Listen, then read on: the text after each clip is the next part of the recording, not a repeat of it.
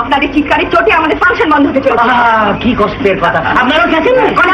আপনাদের মতন ওরকম বিচ্ছিরি ভাবে চেঁচানো আমাদের পক্ষে সম্ভব নয়। সুন্দর ভাবে চেঁচাতে পারছি।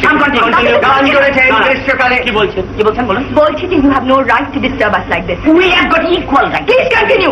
আওয়াজখানা দেখতে হলো দিল্লি থেকে শান্তি বলুন, আপনার নাতিকে। আপনি কে দিদিমা?